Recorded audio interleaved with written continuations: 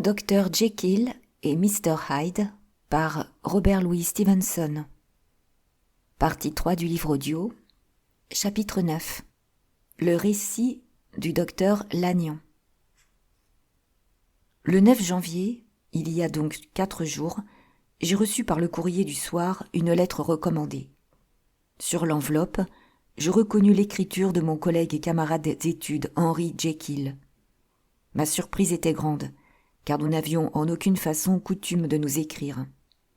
En outre, le soir précédent, j'avais vu Jekyll et même dîné avec lui. Rien, vraiment, dans nos rapports, ne justifiait un procédé aussi strict que celui de la correspondance recommandée. Mais mon étonnement s'accrut lorsque je lus ce qui suit. 10 décembre 1800. Cher Lannion, tu es l'un de mes plus anciens amis. Bien que nous ayons eu parfois des opinions différentes sur des problèmes scientifiques, je ne puis me souvenir d'aucun refroidissement dans notre amitié, du moins de mon côté. Il n'y a pas un jour où, si tu m'avais dit « Jekyll, ma vie, mon honneur et ma raison dépendent de toi », je n'aurais sacrifié ma fortune et même ma main gauche pour t'aider. Aujourd'hui, Lannion, ma vie, mon honneur et ma raison sont entre tes mains. Si, ce soir, tu m'abandonnes, je suis perdu. D'après ce préambule, tu dois t'imaginer que je m'apprête à te demander un service déshonorant. Juge toi-même si tu ne t'es pas trompé. Je te supplie de remettre à plus tard tous les engagements que tu as pu prendre, même si on t'a appelé au chevet d'un empereur. Prends un fiacre, à moins que ta voiture ne soit en ce moment à ta porte, et, la présente lettre à la main, rends-toi tout droit à mon domicile.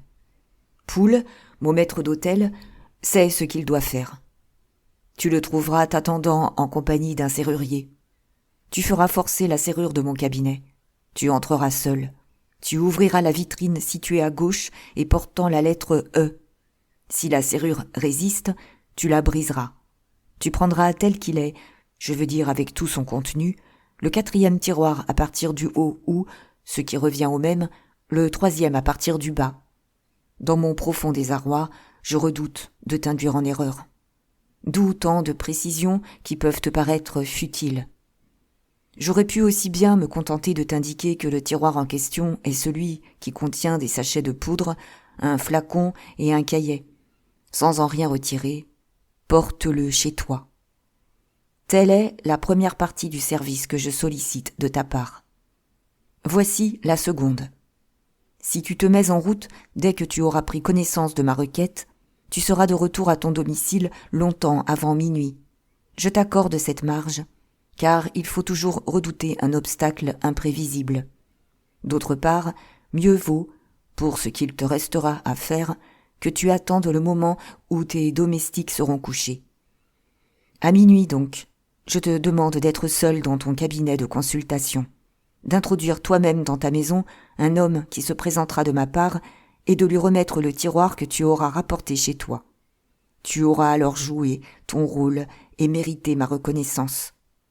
Si, 5 minutes plus tard, tu exiges une explication de ma part, je te ferai comprendre que toutes ces manœuvres étaient d'une importance capitale et qu'en négligeant une seule d'entre elles, tu risquais d'être responsable de ma mort ou de ma folie. Ma main tremble et mon cœur se serre à la pensée que tu pourrais prendre mon appel à la légère. Mais tu n'en feras rien, j'en suis persuadé. Songe qu'à cette heure, je suis dans une situation bien singulière et accablée d'une détresse que je ne puis décrire, car elle dépasse l'imagination. Cependant, je reste sûr que, si tu suis de point en point mes instructions, mes épreuves seront bientôt oubliées. Mon cher Lannion, aide et sauve. Ton vieil ami, H.J. P.S. L'enveloppe était déjà fermée lorsque j'ai été assailli par de nouvelles appréhensions. Il arrive que la poste accomplisse mal son office. Je crains que ma lettre ne te parvienne pas avant demain matin. Dans ce cas, mon cher Lannion, fais ce que je t'ai demandé à l'heure de la journée qui te conviendra le mieux. D'autre part, compte toujours sur la visite de mon messager à minuit. En effet, s'il ne se passe rien avant le matin, il faudra te résigner à comprendre que tu as vu Henry Jekyll pour la dernière fois. » Cette lettre me convainquit qu'Henry Jekyll avait perdu la raison. Mais jusqu'à ce que la preuve en soit faite, je me sentais obligée de faire ce qu'il me demandait. Je ne comprenais rien à cette situation qui me paraissait extrêmement confuse, et, par conséquent, j'étais incapable d'en mesurer la gravité. Cependant, quelque chose me disait que je prendrais une responsabilité terrible si je laissais sans réponse ce dramatique appel au secours. Je sautai donc dans un fiacre et me fis conduire chez Henry Jekyll. Le maître d'hôtel m'attendait. Lui aussi avait reçu ses instructions par une lettre recommandée et, immédiatement, il avait envoyé chercher un serrurier et un menuisier. Ces derniers ne tardèrent pas à arriver. Et, sans le moindre retard, nous prenons tous les quatre la direction de l'amphithéâtre du vieux docteur Denman, le prédécesseur de Jekyll dans cette maison. Je savais que cet itinéraire était le plus court pour atteindre le cabinet de Dr Jekyll, et le plus facile pour y pénétrer. La porte était solide, la serrure excellente. Le menuisier déclara que, s'il lui fallait employer la force, il rencontrerait des difficultés et ferait beaucoup de dégâts. Quant au serrurier, il semblait sur le point de renoncer. Mais c'était un homme habile et, après 2 heures de travail, la porte fut ouverte. J'entrai le premier dans le cabinet et allai droit à la vitrine portant la lettre E. Cette vitrine n'était pas verrouillée. J'y pris le tiroir, le fis bourrer de paille et enveloppé dans un drap. Après quoi, je l'emportai chez moi, à Cavendish Square. Je me mis sur le champ à en examiner le contenu. Les sachets étaient assez bien faits, mais avec moins de soin que les pharmaciens n'en apportent à ce genre de présentation. On voyait bien qu'ils étaient dus à Jekyll lui-même. J'ouvris l'un d'eux. J'y trouvai une simple poudre cristalline de couleur blanche. Ce fut ensuite le flacon qui retint mon attention. Il était à moitié plein d'un liquide rouge sang qui dégageait une odeur forte et me parut contenir du phosphore et quelques fluides volatiles. Quant aux autres composants de ce liquide, je fus incapable de leur donner un nom. Le cahier était très banal. Je n'y vis presque rien d'autre qu'une liste de dates s'étendant sur de nombreuses années. Cette liste s'arrêtait brusquement 1 an auparavant. Ça et là, une brève remarque. En général, le simple mot « double » s'ajoutait à la date. Ce mot se présentait 6 fois sur plusieurs centaines de dates. Une fois, une seule, presque au début de la liste, on pouvait lire, suivi de 3 points d'exclamation rageurs, « échec total ». Certes, tout cela aiguisait ma curiosité, mais ne me disait rien de très précis. J'avais sous les yeux un liquide rouge assez mystérieux, des sachets contenant de la poudre et des notes relatives à des expériences manquées. À ma connaissance, il en était souvent ainsi quand Jekyll se lançait dans une recherche quelconque. Comment la présence de ces objets dans ma maison risquait-elle d'affecter son honneur, sa raison et même sa vie ? Pourquoi son messager devait-il venir chez moi ? Ne pouvait-il se rendre à un autre endroit, frapper à une autre porte que la mienne ? Pourquoi, enfin, étais-je dans l'obligation de le recevoir secrètement ? Plus je réfléchissais, plus je me persuadais que Jekyll était fou. Je me décidai cependant à envoyer mes domestiques se coucher. Mais cela ne m'empêcha pas de charger un vieux revolver pour le cas où il me faudrait me défendre. Le 12e coup de minuit venait à peine de tinter, lorsque j'entendis retomber doucement, à plusieurs reprises, le marteau de la porte d'entrée. Je courus ouvrir, et j'aperçus un homme de petite taille, blotti contre l'un des piliers du porche. « Vous venez de la part du docteur Jekyll ?» demandai-je. D'un air gêné, il me répondit « oui » de la tête. Alors je le priai d'entrer. Mais, avant d'obtempérer, il plongea son regard dans la pénombre du square. À une 50aine de mètres, un policeman s'avançait en balançant une lanterne. Il me sembla que le visiteur tressaillait et se hâtait à cette vue.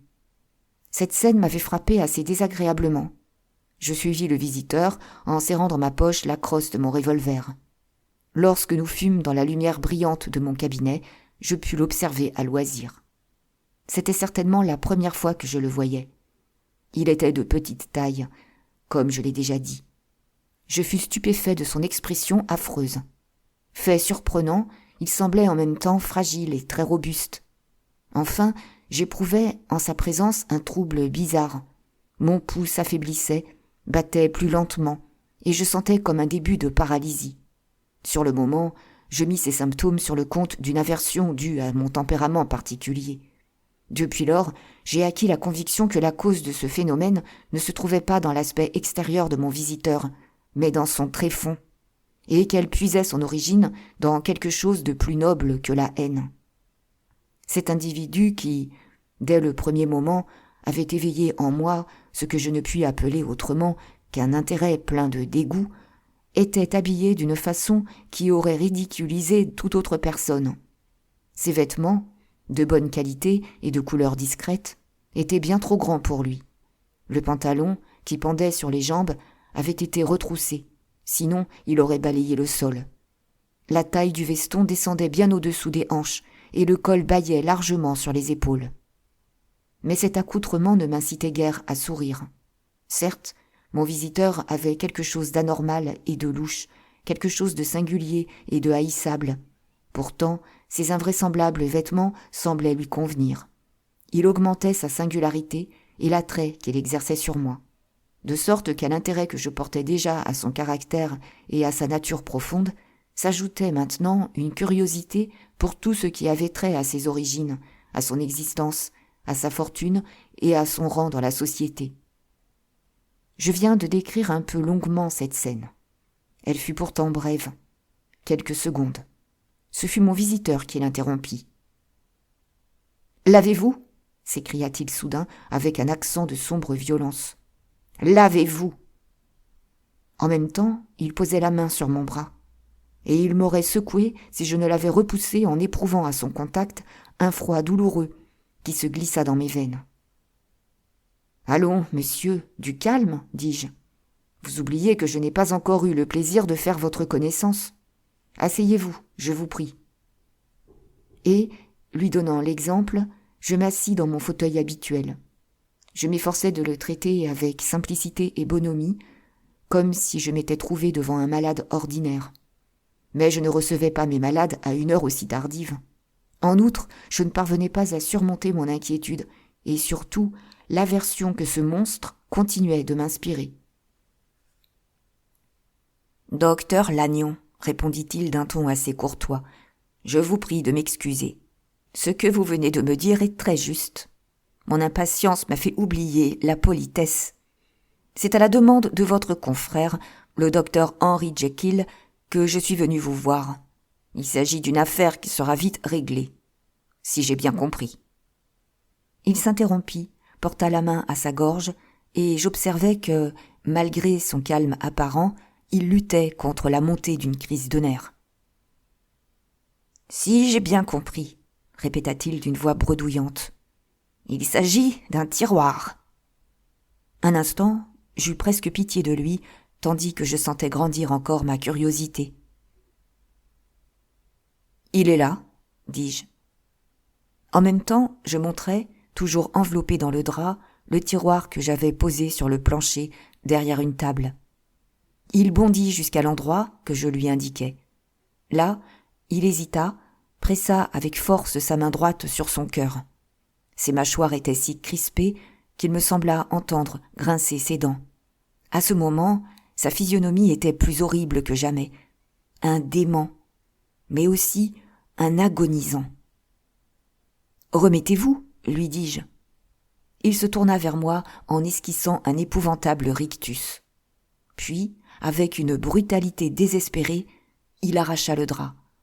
À la vue du contenu du tiroir, il fit entendre un soupir de soulagement qui ressemblait à un énorme sanglot. L'instant d'après, il s'était dominé, et ce fut d'un ton presque égal qu'il me demanda « Avez-vous un verre gradué ?» Non sans effort, je me levai et lui apportai ce qu'il demandait. Il me remercia d'un signe de tête. Puis il versa dans le verre quelques gouttes du liquide rouge contenu dans le flacon et il y fit tomber une pincée de poudre. Le mélange, d'abord rougeâtre, devint plus clair à mesure que fondaient les cristaux. Il y eut un bouillonnement accompagné de vapeur. Soudain, le bouillonnement cessa. Le liquide passa lentement d'un rouge très foncé à un vert assez pâle.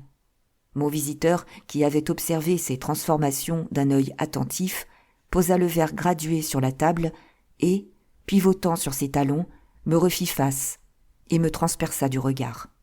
« Maintenant, dit-il, pour en finir, serez-vous sage ? Accepterez-vous que je vous donne un conseil ? Me permettrez-vous de prendre ce verre et de partir sans exiger que je vous fournisse des éclaircissements ? Ou bien vous laisserez-vous dominer par votre curiosité ? Réfléchissez avant de répondre, car je ne discuterai pas. Je ferai ce que vous voudrez. Quoi que vous décidiez, vous resterez ce que vous étiez auparavant, ni plus riche, ni plus sagace. À moins qu'un service rendu à un homme en détresse puisse être compté comme une richesse de l'âme. Mais vous pouvez aussi choisir de tout savoir. Dans ce cas, à l'instant même, vous verrez s'ouvrir une nouvelle avenue de la science, de la puissance et de la gloire.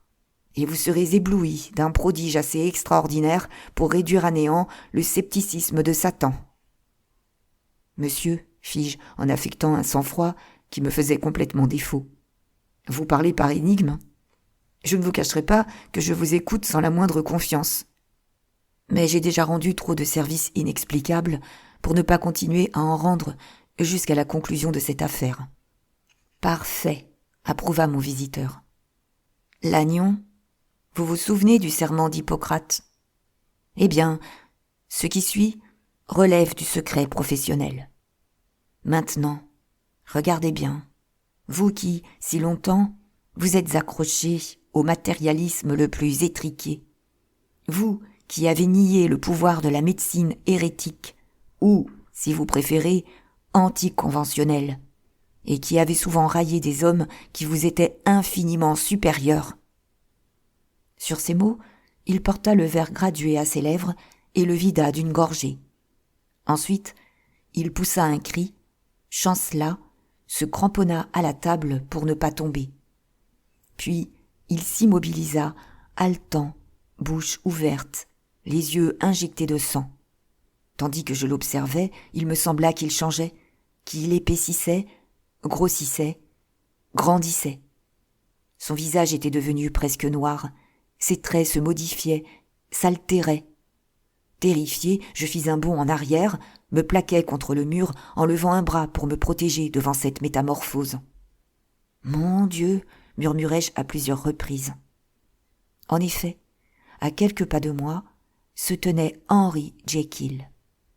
Il avait la pâleur d'un mort émergeant du tombeau et tâtonnait devant lui comme un aveugle. Je ne puis me résoudre à consigner ce qu'il me raconta au cours de l'heure suivante. Je garde une blessure profonde de ce que j'ai vu et entendu. Aujourd'hui que les images commencent à s'estomper, je me demande si je n'ai pas traversé un cauchemar. Je me pose souvent la question, et je ne puis y répondre. Ma vie reste troublée. Le sommeil m'a quitté. À toute heure du jour et de la nuit, je suis assiégé par des terreurs sans nom. Je sens que ma fin est proche. Pourtant, jusqu'à mon dernier souffle, quelque chose en moi résistera. Bref, je mourrai incrédule. Je reste horrifié par les révélations de Jekyll, par son ignominie. Chaque fois que j'y songe, je ne puis m'empêcher de trembler. Je n'ajouterai qu'un détail, mais le croiras-tu, Utterson ?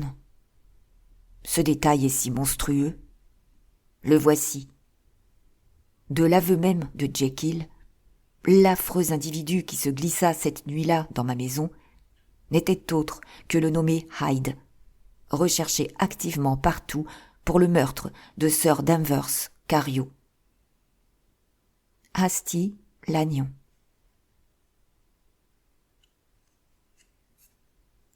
Chapitre 10. Toute l'affaire par Henry Jekyll. Je suis né en 1800, riche, Doué de belles facultés intellectuelles et assez travailleur, j'étais désireux d'obtenir l'estime des plus intelligents et des meilleurs parmi mes semblables. Je paraissais donc promis à un bel avenir. En réalité, j'avais des défauts. Le plus grave était une fringale impétueuse d'amusement, qui a fait le bonheur de beaucoup parmi mes camarades, mais que je trouvais bientôt difficile à concilier avec ma volonté de marcher partout la tête haute et de garder en public l'attitude d'un homme exceptionnellement sérieux. Je fus donc obligé de cacher avec soin mes plaisirs. Quand j'atteignis l'âge de la réflexion, je commençai à jeter les yeux autour de moi. Non seulement je me rendis compte de mes progrès dans le monde, mais aussi de la duplicité dans laquelle je vivais. Certains se seraient flattés des écarts dont je me rendais coupable, mais en raison même de l'idéal que je m'étais fixé, je les considérais et dissimulais avec un sentiment de honte presque morbide. Ainsi, c'est plus l'exigence de mes aspirations qu'une dégradation due à mes mauvais penchants qui me faisait ce que j'étais, et séparait chez moi, plus profondément encore que chez la plupart, le bien et le mal qui composent la double nature de l'homme. Cette loi inflexible de la vie, qui est la source de la religion, m'inspira des réflexions profondes et renouvelées, car je constatais qu'elle était souvent la cause majeure de nombreuses détresses. Tout en menant à fond ce double jeu, je ne me sentais nullement hypocrite, car j'étais aussi sincère dans l'un et l'autre aspect de ma personnalité. Je n'étais pas plus moi-même lorsque je rejetais la contrainte et plongeais dans la honte que lorsque je travaillais, sous les yeux de tout un chacun, au progrès de la science et à la guérison des maux dont souffrent les hommes. Cependant, il se produisit un phénomène inattendu. Mes études scientifiques étaient en partie orientées vers la transcendance et le mysticisme. Ce furent elles qui, un soir, à ma table de travail, éclairèrent d'une vive lumière la conscience que j'avais d'être en permanence le champ de bataille de deux tendances. Petit à petit, d'un mouvement irrésistible, les versants de mon intelligence, le moral et l'intellectuel, me rapprochèrent de cette vérité dont je ne fis pourtant que la découverte partielle, mais qui me condamna à un si terrible naufrage. Que l'homme est toujours double. Aujourd'hui encore, c'est tout ce que je peux dire sur ce sujet. D'autres me relaieront, me dépasseront dans l'exploration de ce domaine. Et j'ose presque affirmer que, plus tard, on ira plus loin. On démontrera que l'homme est finalement une synthèse de nombreux individus, tous différents et indépendants les uns des autres. Pour en revenir à moi-même, je ne progressais, étant donné mon genre de vie, que dans une seule direction. Ce fut par l'observation de mon versant moral que je fus conduit à admettre la dualité première et totale de l'espèce humaine.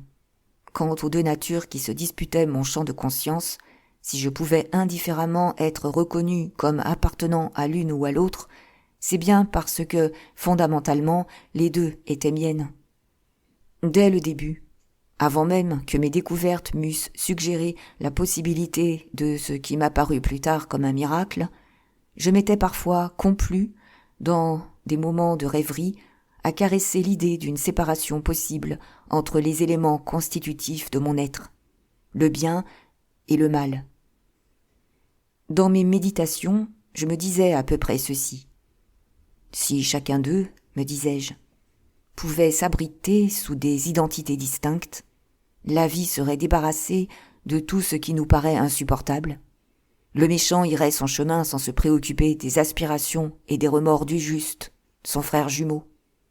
Celui-ci poursuivrait sa montée ferme et sûre, multipliant les actes vertueux où il puise son plaisir et ne serait plus exposé à l'infamie et à la pénitence, du fait de ce démon malfaisant qui ne lui est rien. C'était une malédiction pour l'humanité que ces deux fagots, sans rapport aucun, liés ensemble et poursuivant une lutte incessante au sein d'une conscience torturée. Comment donc les dissocier ? Mon travail de laboratoire m'apporta une certaine lumière. Je commençais à discerner comme jamais encore que notre enveloppe corporelle, qui paraît si résistante, si solide, était au contraire aussi fragile et éphémère qu'une simple écharpe de brume.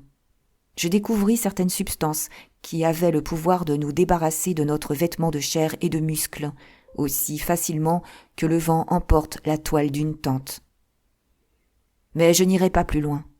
J'ai de bonnes raisons de limiter dans cette confession tout ce qui est trop précisément scientifique. Première raison. J'ai appris à mes dépens que le fardeau de notre vie est lié à nos épaules et que, si nous tentons de le rejeter, il revient sur nous, plus lourd que jamais. Deuxième raison. Mes découvertes sont incomplètes. La suite de mon récit, hélas, le démontrera surabondamment. J'estime donc que les détails suivants devraient suffire à ceux qui me lisent.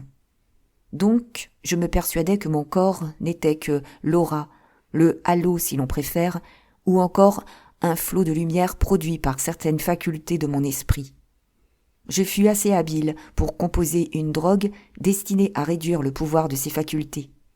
Ainsi, j'obtiendrais pour moi-même un autre aspect physique aussi naturel et normal que le premier, puisqu'il représenterait les plus bas instincts de mon âme et en porterait la marque visible. Longtemps, j'hésitais à passer de la théorie à la pratique. Je savais que je risquais la mort, car toute drogue assez puissante pour dominer mon identité et l'ébranler pouvait aussi bien, si la dose était trop forte, anéantir le sanctuaire abstrait que je voulais seulement modifier. Mais la tentation d'une découverte si singulière, si importante, me rendit sourd au conseil de la prudence. J'avais depuis longtemps terminé une première préparation.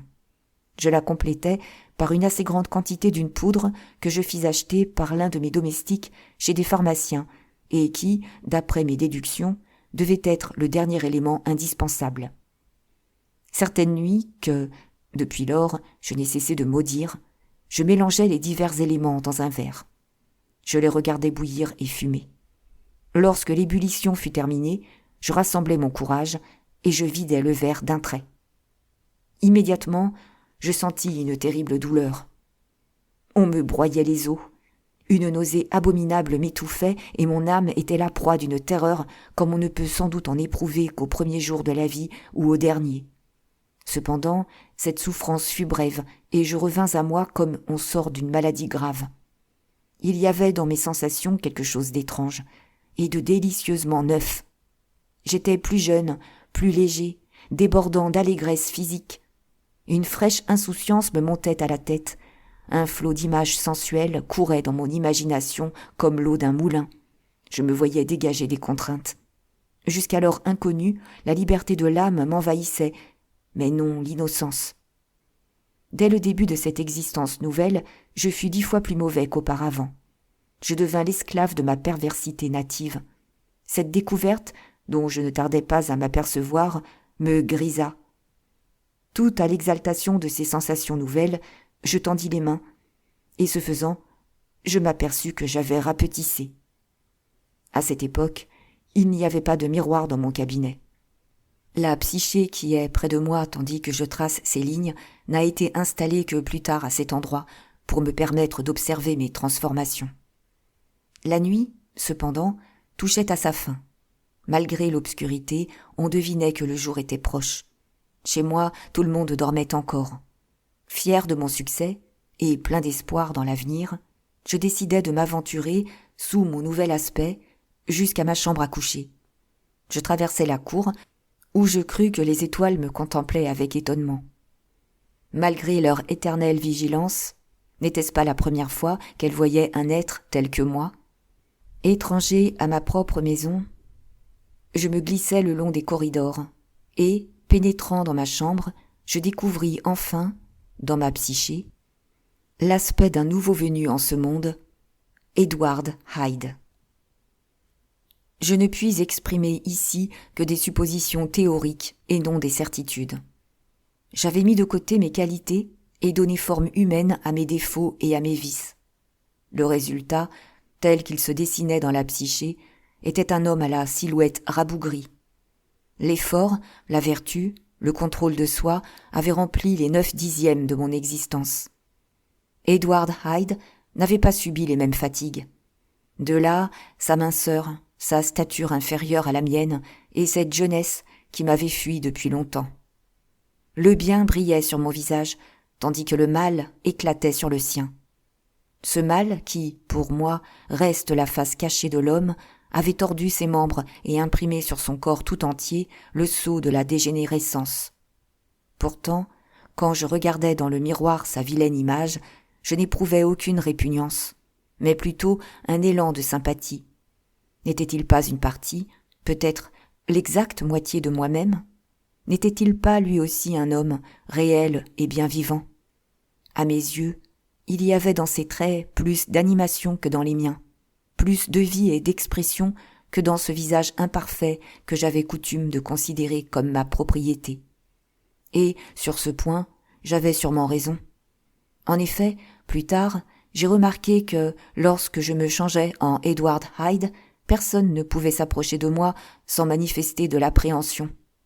Ce phénomène était dû, à mon avis, au fait que les êtres humains, dans leur majorité, sont pétris, selon des proportions variables, de malfaisance et de bonté.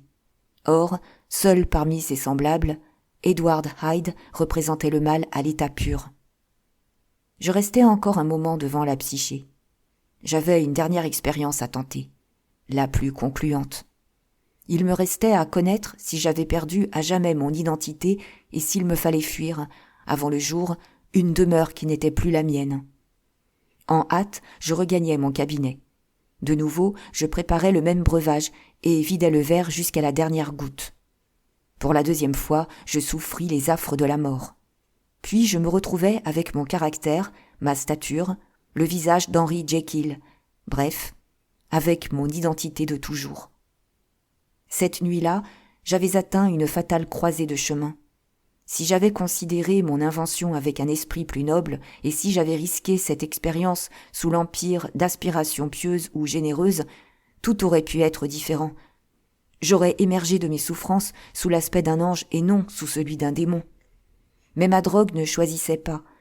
Elle n'était ni diabolique ni sainte. Elle se contentait de briser les barreaux de ma prison et de me libérer comme les captifs de Philippi, faisant soudain irruption au dehors. À l'époque, ma vertu était en sommeil, et l'esprit du mal, aiguillonné par l'ambition, était prêt à saisir l'occasion. C'est Edward Hyde qui en sortit. J'étais maintenant deux personnages en un seul, l'un voué irrémédiablement au mal, l'autre, l'ancien Henry Jekyll, probablement irrécupérable. Ainsi, d'un mouvement irrésistible, je marchais vers l'abîme. Je n'avais jamais, malgré le temps, surmonté mon aversion pour la rigueur d'une vie d'études. Il m'arrivait encore de penser à l'amusement et j'allais vers des plaisirs de bas étage, c'est le moins qu'on puisse dire. Étant donné mon âge, ma position, la considération dont je jouissais, l'incohérence de ma vie devenait chaque jour plus gênante. Voilà comment mon nouveau pouvoir me réduisit en esclavage. Il me suffisait de boire la coupe pour changer de personnalité à volonté, comme on change de manteau. Cette situation me parut plaisante et même non dépourvue d'humour. Je fis mes préparatifs avec le plus grand soin.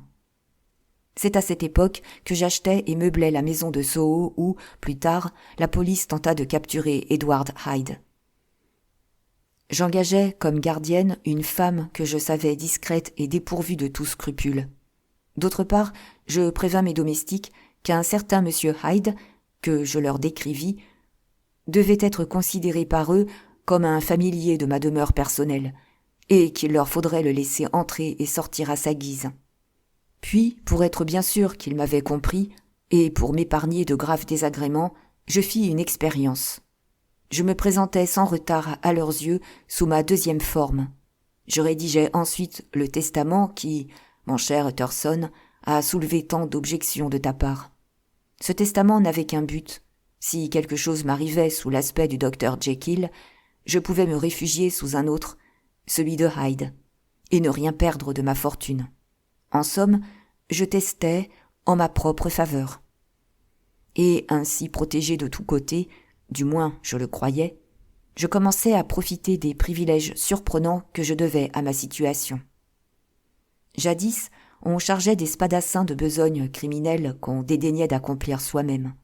Ces spadassins permettaient à ceux qui ordonnaient et payaient de rester dans l'ombre et de garder intacte leur réputation. Je fus peut-être le premier homme à agir de la sorte, non par vengeance, mais pour son plaisir. Le premier aussi à me mêler au public et à lui présenter une flatteuse et rayonnante respectabilité, que, tout de suite après, je m'empressais de dépouiller pour me plonger, preste comme un écolier, dans une liberté totale. Et de quelle sécurité je jouissais ? Pense-y, Utterson. Je n'existais même pas. Il me suffisait de franchir le seuil de mon laboratoire, d'avaler le breuvage que je tenais toujours prêt, et, quoi qu'il ait fait, Edward Hyde disparaissait comme la buée sur une glace. À sa place, le docteur Henry Jekyll préparait sa lampe pour passer la soirée tranquillement, assis à son bureau. Les soupçons, s'il m'arrivait d'en inspirer, je pouvais vraiment me permettre d'en rire. Un homme tranquille au-dessus de tout soupçon. Edward Hyde était foncièrement méchant.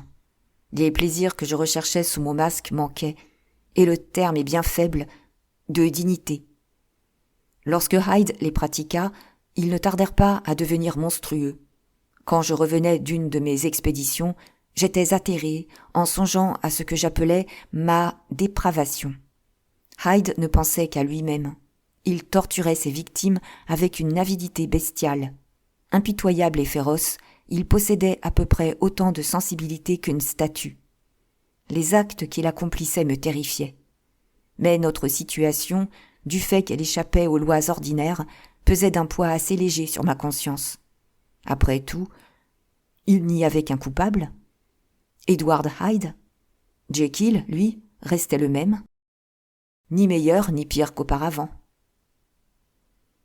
Au moment où il croyait les avoir perdus, il retrouvait intactes ses qualités. Chaque fois que cela lui était possible, il se hâtait même de réparer les méfaits de son associé. Après quoi, sa conscience retombait dans une douce somnolence. Je me garderais bien d'énumérer les infamies auxquelles je fus mêlé. Ce qui est une façon de parler, car aujourd'hui encore, j'hésite à reconnaître y avoir joué un rôle actif. Je veux seulement indiquer les signes qui, depuis quelques mois, annoncent mon châtiment. Là aussi, je n'ai pas l'intention de procéder à une énumération méthodique. Je me contenterai d'un exemple. Il m'est arrivé de commettre un acte de brutalité sur la personne d'un enfant, une petite fille. En agissant ainsi, je m'attirais la colère d'un passant. Or, l'autre jour, j'ai identifié ce passant. Il s'agit, mon cher Utterson, de M. Enfield, ton cousin éloigné. Le médecin et la famille de l'enfant se joignirent à lui, et je crus qu'ils allaient me faire un mauvais parti. Enfin, pour les calmer, Hyde les amena jusqu'à la porte de sa maison de Soho, et il leur remit un chèque signé par Henry Jekyll. Il y avait là un danger pour l'avenir, mais ce danger fut facilement éliminé. Il me suffit pour cela d'ouvrir un compte dans une autre banque au nom d'Edward Hyde. Pour ouvrir ce compte, j'avais pourvu mon double d'une signature en écriture renversée. Je croyais avoir pris, en l'occurrence, assez de précautions pour être à l'abri des caprices du destin. Environ 2 mois avant le meurtre de Sir Danvers Carew, je sortis un soir pour une expédition nocturne. Je ne rentrais qu'à une heure tardive. Le lendemain matin, quand je m'éveillais, j'éprouvais une sensation bizarre. Je regardais autour de moi. C'étaient bien là mes meubles confortables, mon lit d'acajou, ma vaste chambre. Et pourtant, je ne reconnaissais rien. Je n'avais pas l'impression d'être où j'aurais dû me trouver, mais dans la petite maison du quartier de Soho lorsque j'y vivais sous l'apparence d'Edward Hyde. Je ne pus m'empêcher de sourire, et, avec ma manie d'investigation psychologique, je me mis à scruter l'illusion dont j'étais le jouet, à tenter d'en rassembler les éléments. Mais j'accomplissais cette recherche avec trop de mollesse. Il m'arriva même de me rendormir, pour la reprendre quelques minutes plus tard. Ce fut dans l'un de ces moments de lucidité que mon regard tomba sur ma main droite. Tu as quelquefois remarqué, mon cher Utterson, que mes mains sont bien celles d'un médecin et d'un chirurgien, grandes, robustes, très blanches et bien modelées. Mais la main droite que je venais de découvrir Dans la lumière jaunâtre d'un matin londonien, à demi crispée sur mon drap, était maigre, sèche, noueuse, d'une pâleur bistrée et couverte d'épais poils noirs. C'était la main d'Edward Hyde. J'ai dû rester les yeux fixés sur elle pendant presque 1 minute. Puis, aussi fracassante qu'un bruit de cymbales, l'épouvante fit place en moi à la stupeur. Je bondis de mon lit, allai me planter devant la psyché. Ce que je vis glaça mon sang d'une terreur exquise. À mon coucher, j'étais Henry Jekyll. Je m'éveillais, Edward Hyde. Comment expliquer ce phénomène ? Me demandai-je. Et comment y remédier ? Déjà, la matinée s'avançait. Les domestiques étaient levés depuis longtemps. Mes drogues se trouvaient dans mon cabinet. Or, de la chambre au cabinet, le trajet était long. Il fallait descendre 2 escaliers, longer le couloir de derrière, traverser la cour, aller jusqu'au bout de l'amphithéâtre. J'aurais pu me cacher la figure, mais à quoi bon, puisque je ne pouvais retrouver ma vraie stature. Je me souvins alors, avec un immense soulagement, que les domestiques étaient habitués aux allées et venues de mon double. Rapidement, je m'habillai, aussi bien que possible, car je n'avais sous la main que des vêtements à ma taille. Dès que je fus prêt, je quittai la chambre, descendis le premier escalier. En chemin, je croisai Bradshaw, mon valet de pied. Il s'arrêta, surpris de voir M. Hyde à une heure aussi matinale et surtout dans un tel accoutrement. 10 minutes plus tard, le docteur Jekyll avait retrouvé son aspect habituel et s'asseyait, le front soucieux, pour prendre son petit déjeuner. Mais je n'avais pas le moindre appétit. Je ne trouvais aucune explication à l'incident qui venait de se produire. Sinon, que toutes mes expériences semblaient annulées. J'avais l'impression qu'une main invisible avait déjà tracé ma condamnation sur un mur, comme il est dit dans la Bible au sujet du dernier festin de Balthazar. Je me mis alors à méditer sur les conséquences de ma double existence. J'avais acquis le pouvoir de projeter hors de moi-même une partie de ma personnalité. Faible au début, cette partie s'était graduellement fortifiée. Depuis peu, mais c'était peut-être une illusion, Edward Hyde avait grandi. On le devinait plus solide, moins exsangue. Il y avait là un danger. Si ce phénomène de croissance se prolongeait, je risquais d'être privé, petit à petit, du pouvoir de changer de nature à volonté, et, un jour, entre Hyde et moi, il n'y aurait plus de différence. Son caractère se confondrait à jamais avec le mien. J'avais inventé une drogue dont les effets n'étaient pas toujours réguliers. Lors de l'un de mes premiers essais, elle n'avait donné aucun résultat. Ensuite, j'avais dû souvent doubler la dose. Un jour même, au risque de me tuer, je l'avais triplée. Ces échecs avaient parfois jeté une ombre sur l'optimisme et la satisfaction aveugle dans lesquels je vivais. Maintenant, après l'incident qui avait suivi mon réveil, j'en arrivais à cette conclusion. Au début, j'avais du mal à me dépouiller de moi-même, à me séparer de ma personnalité. Aujourd'hui, c'est le contraire qui se produit. Je reste, plus longtemps que je ne le voudrais, imprégné par la personnalité d'Edward Hyde. J'ai des difficultés croissantes à m'en séparer. Quand faut-il conclure ? Je perds lentement, semble-t-il, la maîtrise de mon moi initial, le meilleur, et je me laisse dominer par mon autre moi, le cruel, le nuisible. Entre ces 2 moitiés d'une seule personnalité, il allait me falloir choisir. Si elles avaient en commun la mémoire, elles ne se partageaient mes autres facultés que de façon très inégale. Jekyll, qui était un alliage, se joignait aux aventures et aux plaisirs de Hyde, mais tantôt avec crainte, tantôt avec empressement. Hyde, lui, n'avait que froideur pour Jekyll. Quand il se souvenait de lui, c'était un peu comme le brigand des montagnes se souvient de la caverne, où il se sait à l'abri de ceux qui le poursuivent. Jekyll nourrissait pour Hyde un intérêt plus vif que celui d'un père pour son enfant, tandis que Hyde vouait à Jekyll une indifférence encore plus faible que celle d'un fils pour son père.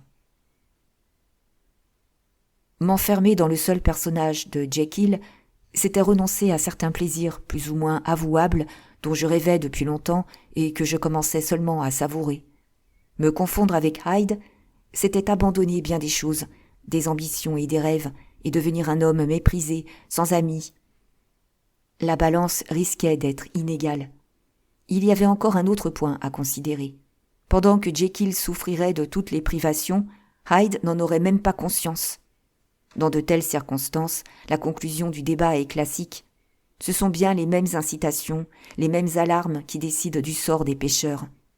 Il en fut de moi, comme de presque tous mes semblables, lorsqu'ils se trouvent placés devant un problème de ce genre. Je choisis la meilleure part, et je manquais de force pour la garder.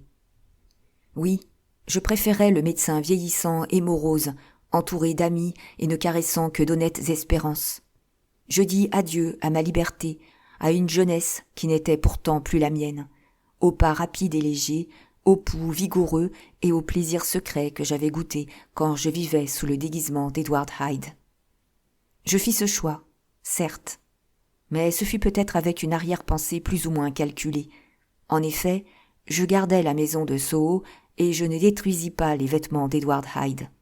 Ils sont toujours dans mon cabinet. Cependant, durant 2 mois, je restais fidèle à ma résolution.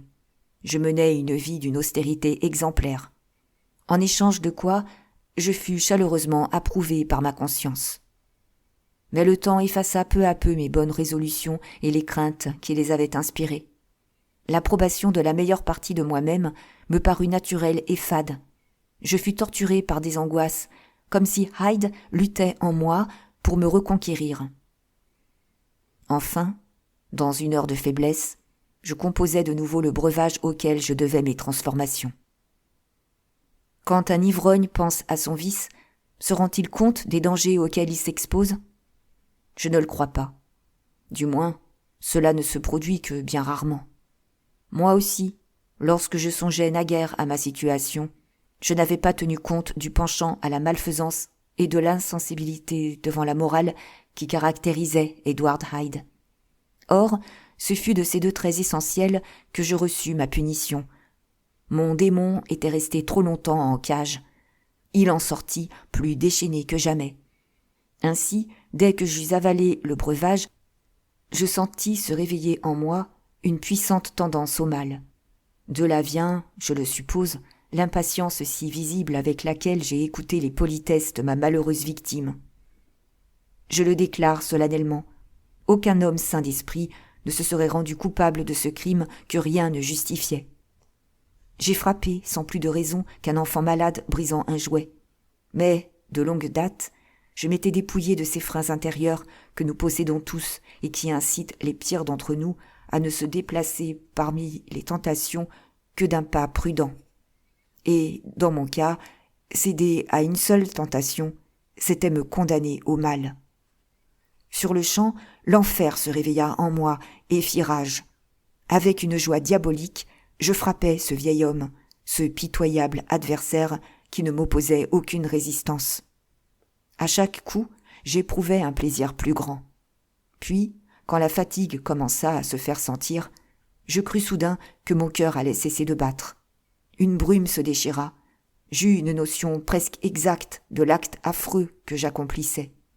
J'aperçus, dans un éclair, toute mon existence saccagée, et je m'enfuis, à la fois terrifié et immensément satisfait de moi-même. Mon appétit devant le mal était en même temps satisfait et stimulé, et mon amour de la vie porté à son plus haut degré. Je courus à la maison de Soho et, pour plus de sûreté, je brûlai mes papiers. De là, je repartis à travers les rues éclairées, sans chercher à me cacher. J'étais partagé entre des sentiments nettement opposés. D'une part, je me réjouissais de mon crime et, insouciant, j'en imaginais déjà de plus extraordinaires. De l'autre, il m'arrivait de me hâter, de tendre l'oreille ou de me retourner pour m'assurer que je n'étais pas suivi par les vengeurs de ma victime. Cette victime à la santé de laquelle Hyde, moi-même, si l'on préfère, but peu après très joyeusement en avalant le fameux breuvage. Mais les souffrances de la transformation n'avaient pas fini de me torturer qu'Henry Jekyll, moi-même toujours, se jetait à genoux et levait les mains au ciel, le visage noyé de larmes de gratitude et de remords. Jusque-là, J'avais eu pour moi-même une indulgence inépuisable. Mais, maintenant, le voile se déchirait. Ma vie se déroulait tout entière sous mes yeux, comme un immense panorama. Un souvenir me tourmentait. Mon père me prenait par la main, m'emmenait en promenade. Puis je me revoyais exerçant ma profession avec une abnégation et un sérieux constants. Cependant, je revenais toujours, comme dans les cauchemars, à l'acte terrifiant que j'avais accompli si peu de temps auparavant. Avec des supplications, des sanglots et des cris, j'essayais de repousser les hideuses images et d'étouffer les sons qui m'obsédaient, mais rien n'y faisait. Mon forfait reparaissait dans ses moindres détails. Enfin, le remords diminua, devint moins aigu. Un sentiment de joie lui succéda. Le problème de mon existence était résolu, ma conduite dorénavant toute tracée. Plus d'Edward Hyde, même si je l'avais souhaité. J'étais désormais prisonnier, mais du meilleur de mon être. Cette découverte me ravit. Et ce fut avec une parfaite humilité que j'acceptais les difficultés et les sacrifices d'une vie normale. Avec quelle sincérité, dans le renoncement, je verrouillais la porte par laquelle je m'étais si souvent évadé de ma maison pour courir à mes plaisirs. J'allais même jusqu'à en briser la clé à coups de talon. Le lendemain, j'appris que le crime avait été découvert, que la rumeur publique et la presse accusaient Edward Hyde et que la victime était un homme très estimé dans toutes les classes de la société. Ce n'était pas seulement un crime, disait-on, c'était une folie tragique. Je fus satisfait d'apprendre ce jugement. Il me renforçait dans mes meilleures décisions. Il faisait briller sans cesse devant mes yeux la terreur de l'échafaud. Henry Jekyll était maintenant mon protecteur, mon refuge le plus sûr. Si Hyde osait encore paraître au grand jour, on se saisirait de lui sur le champ, on le pendrait jusqu'à ce que mort s'ensuive. Je résolus, par une conduite irréprochable, de racheter mon passé. Je puis affirmer, sans crainte d'être démenti, que cette résolution produisit quelque bien. Tu sais toi-même, Utterson, avec quelle ardeur, à la fin de l'année dernière, j'ai travaillé à soulager des infortunes et des souffrances. Tu sais que j'ai fait beaucoup pour les autres. J'avais presque retrouvé le bonheur. Je n'étais en aucune façon fatigué d'une vie où l'innocence rivalisait avec les bienfaits. Au contraire, je crois que j'étais chaque jour plus heureux, mais quelque chose en moi subsistait. Ma dualité. Dès qu'il sentit que mes bonnes intentions s'émoussaient et que je commençais à vaciller, mon mauvais moi, que je croyais dompté, redressa la tête et réclama sa liberté. Il n'était pas question de ressusciter Edward Hyde. Cette seule idée me faisait trembler de peur. Non. Ce fut sous mon enveloppe habituelle que je me sentis tenté, une fois de plus, de duper ma conscience. Et avec l'hypocrisie du pécheur faussement repenti, je succombais sous les assauts répétés de la tentation. Toute chose a une fin. Il n'est pas de mesure si vaste qu'elle ne s'emplisse. Je faisais une concession à ma perversité. Elle fut brève, et pourtant elle suffit à détruire l'équilibre de mon âme. Je ne m'alarmais pas quand se produisit la chute. Elle me paraissait naturelle, de même que ce retour à un passé que je croyais avoir aboli. Cette chute eut lieu sur une claire et belle journée de janvier. Sous mes pas, le sol était humide car le gel avait fondu. Mais dans le ciel, pas un nuage. Regent's Park était plein d'odeurs annonçant le printemps et résonnait de ces chants que les oiseaux font entendre surtout en hiver. Je m'assis près de l'entrée du parc, sur un banc. Dans mon fort intérieur, la partie bestiale de moi-même se réjouissait bruyamment à l'évocation de mes méfaits. L'autre partie, la spirituelle, semblait un peu assoupie. Cependant, j'avais l'impression de l'entendre me promettre, sans plus de précision et dans un avenir qui restait vague, une nouvelle crise de repentir, une nouvelle tentative de rachat. Après tout, me disais-je, je suis comme tout le monde, ni meilleur ni plus méchant que les autres. Et, avec complaisance, je comparais la bonne volonté dont j'avais donné tant de preuves à l'indifférence et à la cruauté nonchalante de mes semblables. De cette comparaison, je tirais évidemment une satisfaction de vanité fort agréable. C'est alors que, tout à coup, en pleine méditation, je fus pris d'un malaise. Une nausée violente, suivi d'un frisson qui me secoua violemment et dont je crus mourir. Ce malaise dissipé, je restais immobile, comme anéanti. Un peu plus tard, lorsque je retrouvai un peu de force, je constatai que mes pensées s'étaient modifiées. Elles étaient plus hardies. Elles voulaient ignorer le danger et me prêchaient le mépris de tous les devoirs. Baissant les yeux, je vis que mes vêtements pendaient informes sur mes membres amaigris. Quant à la main posée sur mon genou, elle était redevenue maigre, noueuse et velue. J'étais redevenu Edward Hyde. Un moment auparavant, j'avais la certitude d'être riche, aimé, respecté de tous les hommes. Chaque soir, on dressait un couvert pour moi seul dans la salle à manger de ma demeure. Maintenant, j'étais de nouveau un gibier pour mes semblables, un assassin traqué, sans feu ni lieu, et promis à la potence. Ma raison vacilla, mais ne m'abandonna pas entièrement. J'avais plus d'une fois remarqué que, dans ma seconde nature, mon esprit était plus souple, mes facultés plus affinées. Ainsi, là où Henry Jekyll aurait peut-être succombé, Edward Hyde se montra à la hauteur des circonstances. Mes drogues se trouvaient dans une vitrine de mon cabinet. Comment les atteindre ? Pressant mon front dans mes mains, je mis tout en œuvre pour résoudre ce problème. J'avais verrouillé la porte de l'amphithéâtre. Si je tentais de gagner mon cabinet en passant par l'intérieur de la maison, mes propres domestiques m'enverraient à la potence. Je ne vis plus qu'un moyen, solliciter l'aide de Lannion. Mais comment l'atteindre ? Comment le persuader ? En supposant que j'échappe à une capture dans la rue, comment me frayer un chemin jusqu'à lui ? Et comment, visiteur inconnu et d'aspect repoussant, persuader ce médecin célèbre de dévaliser le cabinet d'un confrère, le docteur Jekyll ?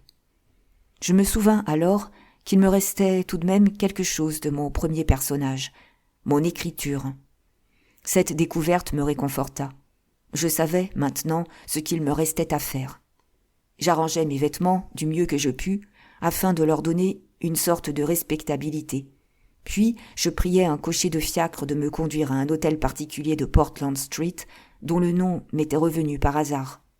À la vue de mon aspect extérieur, assez comique en effet, bien qu'il dissimulât une situation tragique, le cocher ne put s'empêcher de rire. Moi, furieux, je grinçai des dents. Cela suffit à lui rendre son sérieux. Heureusement pour lui. S'il avait ri une seconde de plus, je l'arrachai à son siège et je le rossai.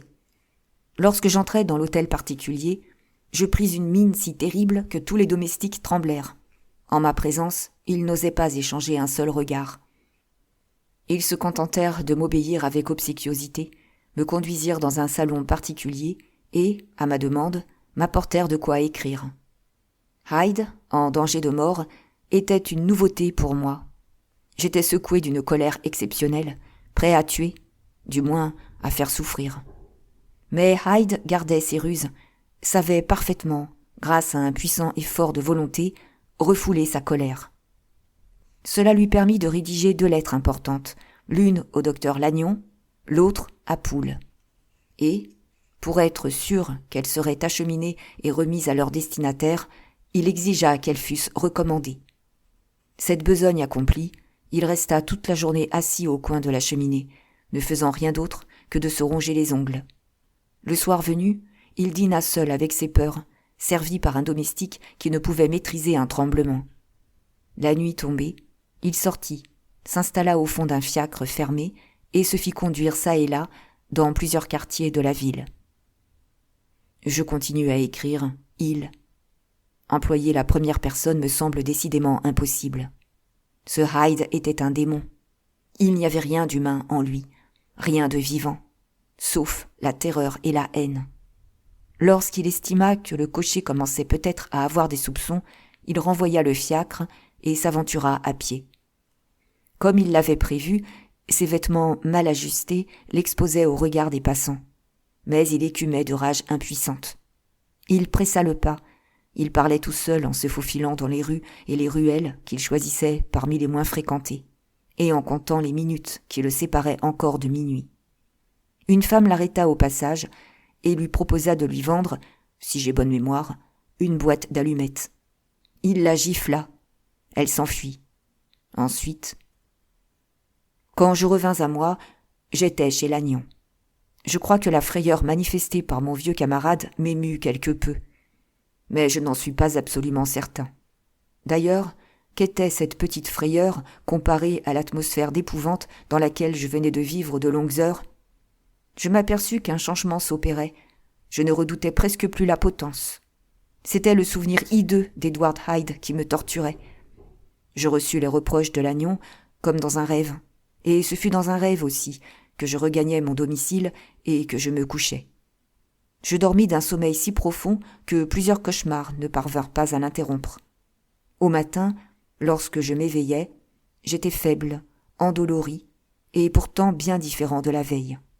La haine me brûlait toujours, et je continuais à redouter la brute, le criminel tapi au fond de mon être. Naturellement, je n'avais rien oublié des dangers auxquels j'avais été exposé le jour précédent. Mais, Dieu merci, j'étais revenu chez moi, dans ma maison. Je retrouvais mes drogues à portée de la main. Oh, merveille! J'étais délivré. À cette idée, j'éprouvais un sentiment qui prenait presque les couleurs de l'espoir. Après le petit déjeuner, je fis quelques pas dans la cour de derrière et humais avec délectation l'air frais du matin. Au beau milieu de ce plaisir, je perçus les signes indescriptibles, avant-coureurs d'un nouveau changement. Et je n'eus que le temps de courir me réfugier dans mon cabinet. Sinon, j'aurais été une fois de plus la proie de ces passions diaboliques qui composaient la personnalité d'Edward Hyde. Pour redevenir moi-même, je dus prendre une double dose de mon breuvage. Mais 6 heures plus tard, comme j'étais assis devant ma cheminée et que je suivais le feu des flammes d'un regard mélancolique, les douleurs reparurent. Je dus vider en hâte un autre verre. À partir de ce jour, ce fut seulement par un effort de volonté, comme ceux qu'on accomplit dans certains sports, que je pus garder l'aspect du docteur Jekyll. Le frisson prémonitoire se manifestait à toute heure du jour et de la nuit, et, de préférence, quand je dormais ou lorsque je somnolais dans mon fauteuil. À mon réveil, j'avais invariablement repris la forme d'Edward Hyde. La menace constante d'un destin fatal, l'absence de sommeil à laquelle je me condamnais, faisait de moi un homme rongé par la fièvre, affaibli dans son esprit et dans son corps, et obsédé par une seule pensée. L'horreur de mon double, cet autre moi-même. Dans le sommeil, ou lorsque le pouvoir de la drogue disparaissait, je me trouvais, car les souffrances de la transformation étaient chaque jour moins fortes, à la merci d'une imagination pleine d'images effrayantes, d'une âme où flambaient des haines sans cause et d'un corps qui ne semblait pourtant pas assez robuste pour contenir tant d'élans vitaux déchaînés. La frénésie de Hyde semblait avoir grandi en même temps que l'état maladif de Jekyll. La haine qui les divisait paraissait maintenant égale de chaque côté. Pour Jekyll, un problème était capital: survivre. Il connaissait la difformité de l'être qui partageait avec lui quelques-uns des phénomènes de la conscience et qui était son associé jusqu'à la mort. L'évocation de ces liens ne manquait jamais d'aggraver sa détresse. Hyde, bien qu'il agît presque toujours en homme, lui apparaissait surtout comme un fantôme remontant des enfers. Il était choqué lorsqu'il constatait que cette fange de l'abîme, comme il le qualifiait en son fort intérieur, fut capable de lancer des cris et des paroles, que cette poignée de poussière pût gesticuler et commettre des péchés. Bref, que cet inexistant osa empiéter sur toutes les fonctions propres à la vie. Il se révoltait aussi à la pensée qu'Edward Hyde se cramponnait à lui comme une épouse. Dans ses moments de faiblesse, il l'entendait, du plus profond de lui-même, grommeler en multipliant les efforts pour se libérer, pour renaître. Parfois aussi, surtout dans l'abandon du sommeil, il avait l'impression que Hyde cherchait à le chasser du monde des vivants. La haine de Hyde pour Jekyll était d'un genre particulier. En tout cas, elle ne ressemblait pas à celle de Jekyll. La terreur de la potence incitait Hyde à commettre souvent une sorte de suicide temporaire, à accepter de redevenir un subordonné, ou plus justement, la moitié d'une personnalité. Cette contrainte attisait sa fureur. Il détestait l'abattement où Jekyll semblait glisser de plus en plus, et s'irritait du mépris avec lequel celui-ci le considérait. De là, les mauvais tours qu'il me jouait. De ma main, il griffonnait des blasphèmes sur les pages de mes livres. Il brûlait certaines de mes lettres. Un jour, il détruisit un portrait de mon père. S'il n'avait pas eu si grand peur de la mort, il y a longtemps qu'il se serait tué, ne fût-ce que pour m'entraîner dans son propre anéantissement. Mais il adore la vie. Il lui porte même un amour qui me stupéfie.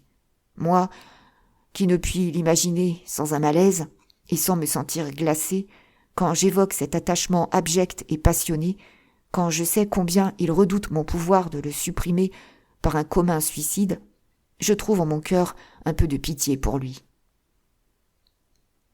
Il est inutile, d'ailleurs le temps me manque terriblement, de prolonger ce récit.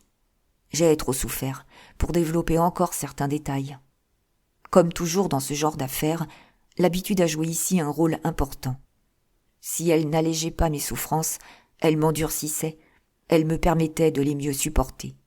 À la longue, le désespoir procure parfois l'acceptation. Ma punition aurait pu durer des années, sans l'ultime catastrophe qui m'accable maintenant et qui m'a séparé à jamais de mon aspect physique et des traits qui formaient ma personnalité. Ma provision de poudre, qui n'avait pas été renouvelée depuis ma première expérience, commençait à baisser. J'en envoyais chercher une petite quantité et je préparais le mélange. Il y eut ébullition, mais un seul changement de coloration. J'avalais tout de même le breuvage. Il fut sans efficacité. Mon cher Utterson, tu apprendras par poule comment je l'ai envoyé aux quatre coins de Londres. Ces démarches auprès d'une vingtaine de pharmaciens ne servirent à rien. Je suis maintenant persuadé que la poudre de mon premier achat était impure et que, très probablement, elle tenait son pouvoir de cette impureté dont l'origine restera inconnue. Une semaine environ s'est écoulée, et je termine mon récit sous l'influence de la dernière pincée de poudre. C'est donc, aussi, la dernière fois qu'Henry Jekyll, à moins d'un miracle, peut penser, par lui-même, et contempler dans la psyché son propre visage, aujourd'hui changé et bien triste. Il me faut terminer ces pages sans attendre, car il m'a fallu beaucoup de prudence et de chance pour les soustraire à la destruction. Si les affres de la mutation me saisissaient dans le moment où j'écris, Hyde déchirerait mes papiers. Mais s'ils peuvent rester cachés un certain temps, ils lui échapperont, car il est égoïste, indifférent, léger, et ne s'intéresse qu'au présent. Certes, il n'ignore rien du destin qui va être le nôtre. Il en est accablé. Dans 30 minutes environ, quand je serai à jamais soumis à sa personnalité, malgré la haine qu'elle n'a cessé de m'inspirer, je sais que je me laisserai tomber dans mon fauteuil, que je tremblerai en versant des larmes, ou bien que je continuerai à arpenter de long en large cette pièce, mon ultime refuge, en tendant une oreille attentive au moindre bruit menaçant. Hyde mourra-t-il sur l'échafaud? Ou bien, au dernier moment, aura-t-il, de sa propre main, le courage de se libérer? Dieu seul le sait. D'ailleurs, peu m'importe. Voici venue l'heure de ma vraie mort. Ce qui suivra ne concernera qu'un autre moi-même. Je vais cacheter l'enveloppe contenant ma confession. Alors sera terminée la vie de l'infortuné Dr. Jekyll.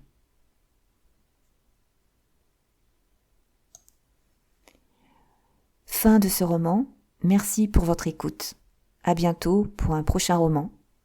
Si vous avez apprécié, merci de laisser un like, un commentaire ou partager